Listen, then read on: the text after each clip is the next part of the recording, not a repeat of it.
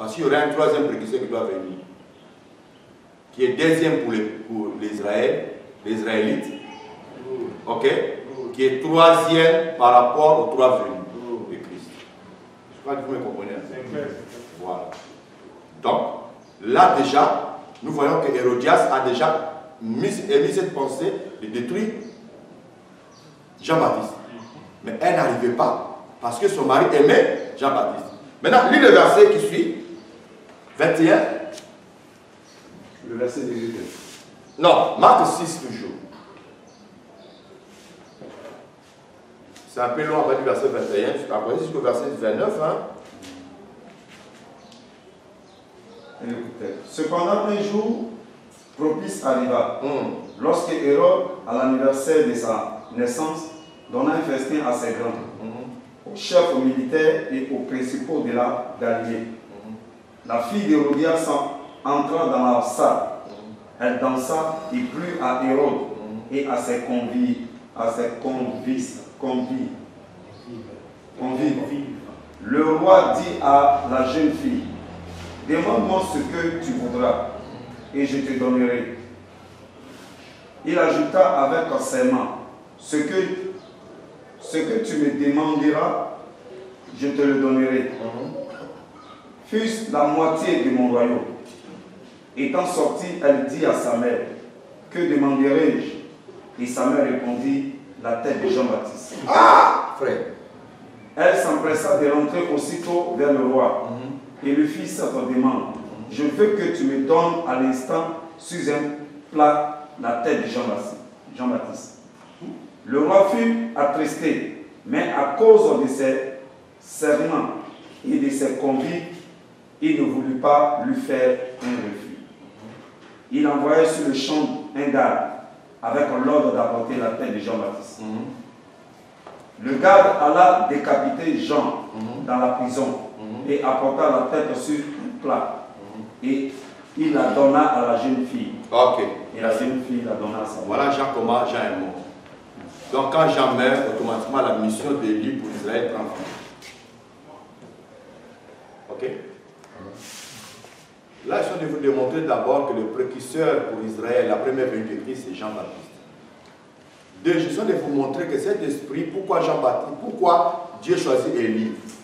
J'ai démontré par là que ça a commencé depuis l'Élie le Tishbite qui a fait front avec Jézabel, les 450 prophètes et le roi lui-même. Amen.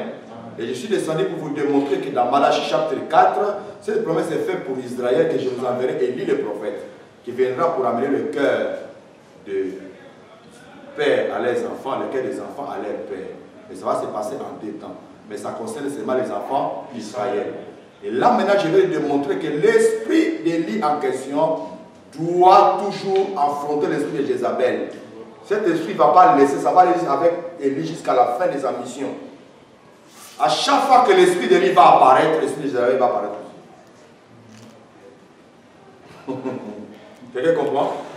Alors nous voyons, première venue, d'abord la première temps, Jézabel a affronté Élie. J'ai fait promesse maintenant à Israël.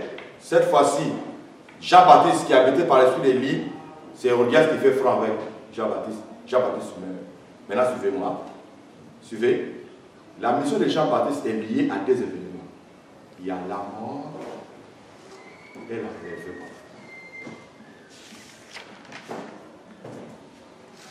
Je peux recommencer. La mission de Jean-Baptiste sur terre est liée par 2 événements. Il y a la mort et l'enlèvement. Ok? Nous voyons Élie de Tishbite, il n'a pas été tué, mais il a été enlevé. Mais quand cet esprit est venu s'incarner à Jean-Baptiste, Élie meurt. Vous comprenez? Maintenant, quand nous allons voir la 3e venue de Christ, il y a Élie et Moïse qui apparaissent pour venir annoncer le message au peuple d'Israël. Ce côté-là, je vais développer ça quand nous allons toucher Malachie chapitre 1, 2, 4, j'ai développé pourquoi Élie et Moïse. Dans le chapitre 11. Pour que vous compreniez ça mieux, je vais expliquer ça. Parce que d'autres disent que, mais pourquoi pas Élie seul, mais on voit Élie et Moïse. Mais pour la première question de vous expliquer que quand l'esprit d'Élie vient sur la terre, automatiquement l'esprit de Jézabel doit apparaître. Forcé. Nous lisons Apocalypse chapitre 2.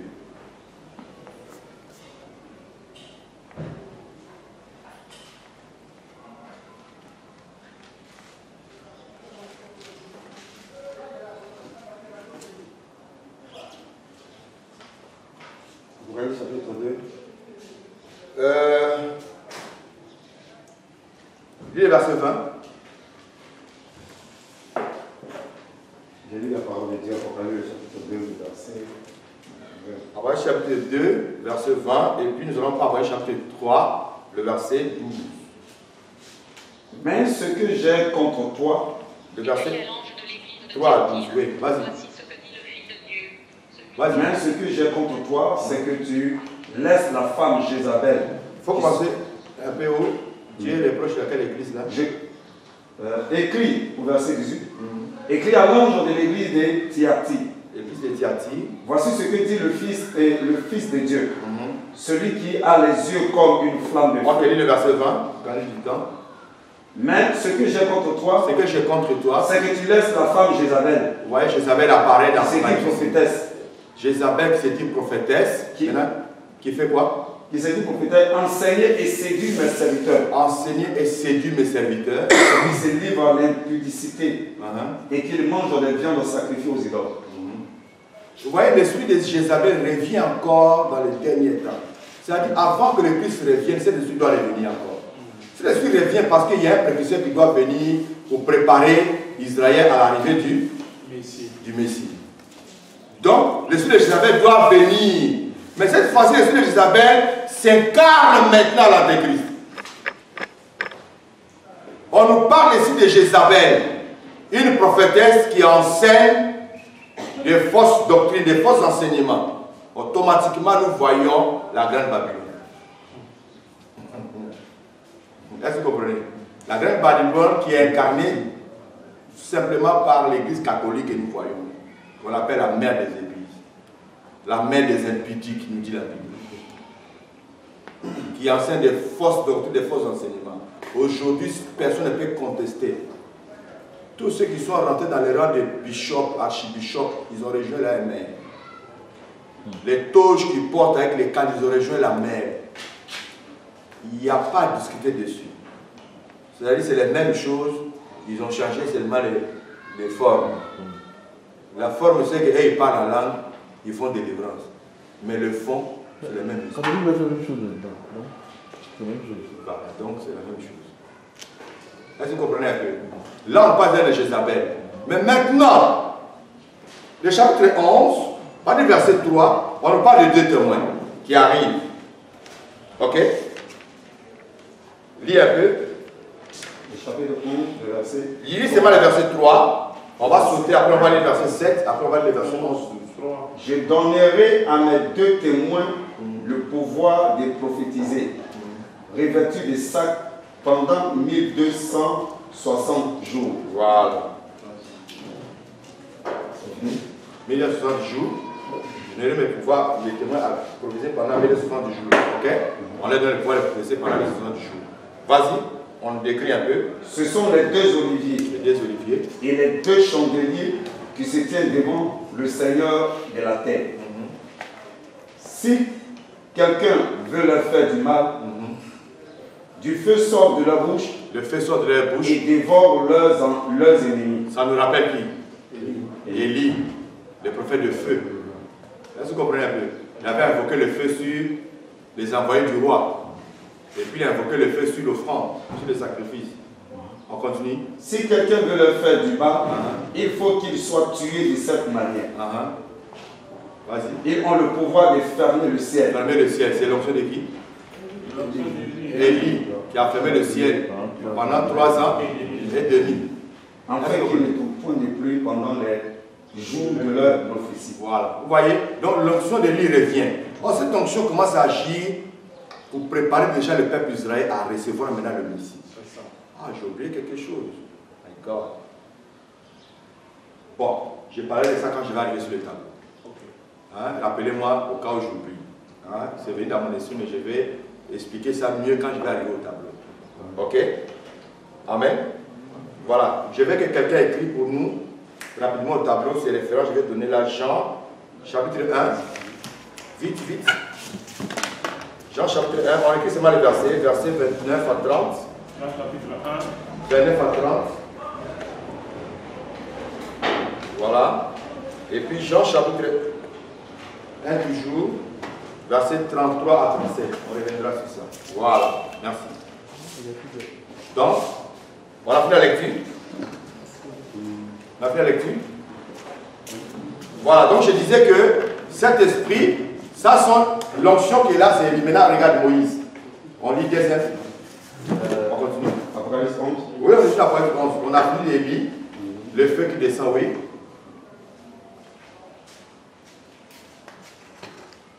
Vas-y. Tu es perdu. C'est où? Après chapitre 11, on a lu le verset Oui, sur le 3. Oui. On parle maintenant d'Élie, c'est lui qui va transformer l'eau en sang. Maintenant, ils ont le pouvoir de changer les eaux en sang En sang. Ça, c'est l'onction de Moïse. et de frapper la terre de toute espèce de plaies chaque fois qu'ils le voudront. Ok. Maintenant, lisons le verset 7. Le verset 7. Quand ils auront achevé leur témoignage, Regardez maintenant. Ils vont prophétiser pendant 3 ans et demi. Et quand ils vont achever leur témoignage, qu'est-ce qui va leur arriver? la bête qui monte de l'abîme La leur bête fera la guerre, leur fera la guerre, les vaincra, les vaincra, les tuera. les tuera. Ça rejoint Hérodias qui a tué qui? Jean-Baptiste. Est-ce que vous comprenez ça un peu? Donc tu ne vas pas te proclamer Élie par pitié, frère, ou bien tu veux nous faire croire. Non. Tu seras exécuté, frère. Ce n'est pas la mort que non, je suis parti cogner quelque part. Non. Ils vont te tuer. Et c'est l'esprit de l'Antéchrist qui va te tuer. Il n'y a pas pardon dans ça. Maintenant, je disais qu'il y a combien d'événements qui lient l'esprit d'Élie? Il y a quoi et quoi? La mort et la résurrection. La mort est là. L'enlèvement. Lis le verset 11. Chapitre 3, Apocalypse chapitre 11. Verset 11, 12. Regarde maintenant. Apocalypse chapitre 3. Non, chapitre 11 toujours là. Toujours le chapitre 11. Oui, les versets 11 à 12. Regarde maintenant, ils sont tués. 3 ans et demi leur corps exposé là. Le verset 11. Oui. Après les 3 jours et demi, Après les 3 jours et demi, c'est-à-dire après 3 ans et demi, qu'est-ce qui se passe? un esprit de vie, Un esprit de vie vient, venant de Dieu entre en eux, entre en eux, et il s'éteint sur leurs pieds. c'était sur leurs pieds. Et une grande crainte s'empara de tous ceux qui le voyaient. Oui. Il entendit du ciel une voix qui leur disait, Une fois qu'il leur disait du ciel, montez ici. Et ils montèrent au ciel, montez au ciel. et leurs ennemis les virent. À cette heure-là, Ok. il y eut un grand tremblement de terre. Voilà. Donc, ils sont. Qu'est-ce qui s'est passé? Ils étaient enlevés. Vous voyez un peu, ça rejoint Élie le Tishbite. C'est comme ça l'esprit d'Élie fonctionne. Moïse, on n'a pas vu lorsqu'il mourait. Moïse, on n'a pas vu son corps, ainsi de suite. C'est comme ça que Dieu fonctionne. Mais on va toucher ça après, pourquoi Moïse est venu là. Je suis encore dans la fonction d'Élie, pour que vous compreniez, ici, Élie est venu pour Israël. Il n'est pas venu pour les nations, c'est ce qu'il est venu pour Israël. Ici, là, les nations, l'Église est déjà partie. Il n'est plus là. Quelqu'un comprend? Et ils viennent déjà là, avant que la grande tribulation commence. Ils ont 3 ans et demi de prophétie, 3 ans et demi, leur corps sera par terre. Après ça, ils seront enlevés. Quelqu'un me suit? Maintenant, nous allons commencer ici, le chemin. Alors, suivez-moi ici, frère. Ici, nous sommes dans 70 semaines de Daniel. C'est ici qu'on va conclure aujourd'hui.